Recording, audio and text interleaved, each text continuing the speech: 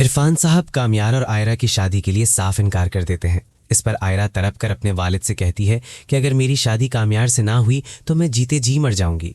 बेटी की यह हालत देखकर इरफान साहब एक कड़ा फैसला सुनाते हैं और कहते हैं कि अगर तुमने कामयार को चुना तो आज के बाद हमारा तुमसे कोई रिश्ता नहीं रहेगा।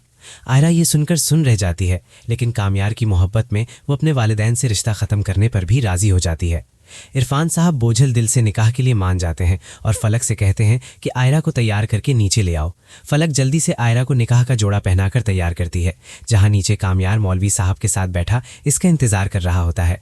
जैसे ही आयरा नीचे आती है, कामयार मोहब्बत से इसका हाथ पकड़कर उसे अपने पास बिठाता है। इरफान साहब मौलवी साहब से कहते हैं कि निकाह शुरू किया जाए। मौलवी साहब जब कामयार से पूछते हैं कि क्या उसे आयरा से निकाह कबूल है, तो वो फ़ौरन कबूल है कह देता है। आयरा भी अपनी रजामंदी जाहिर करती है और यूं दोनों का निकाह हो जाता है। लेकिन निकाह होते ही आयरा अपने वालिद के पैरों में गिर जाती है और कहती है कि मुझसे मेरा रिश्ता ना छीने, मैं आपके बगैर नहीं रह सकती। इसी दौरान आयरा सदमे और कमज़ोरी से बेहोश हो जाती है। कामयार उसे गिरने से पहले ही संभाल लेता है। इरफान साहब जल्दी से उसे दवा देते हैं और जब आयरा को होश आता है तो वो अपनी बेटी के सर पर हाथ रखकर उसे माफ़ कर देते हैं और दुआ देते हुए कामयार के साथ रुखसत कर देते हैं। कामयार जब आयरा को लेकर अपने घर पहुंचता है तो उसके वालिद सुहेल साहब ये देखकर बहुत खुश होते हैं, लेकिन कामयार की वालिदा नफीसा बेगम गुस्से का इजहार करती हैं।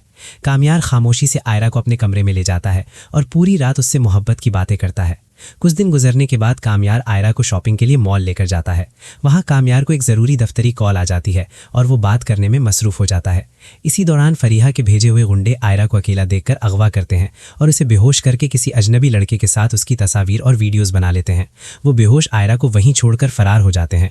जब कामयार कॉल ख़त्म करके वापस आता है तो आयरा को बेहोश पाकर घबरा जाता है। होश आने पर आयरा को कुछ याद नहीं रहता कि उसके साथ क्या हुआ। कामयार उसे डॉक्टर के पास ले जाता है, जहां डॉक्टर एक बड़ी खुशखबरी सुनाती है कि आयरा मां बनने वाली है। ये सुनकर कामयार की खुशी की इंतहा नहीं रहती और वो आयरा को लेकर घर आता है।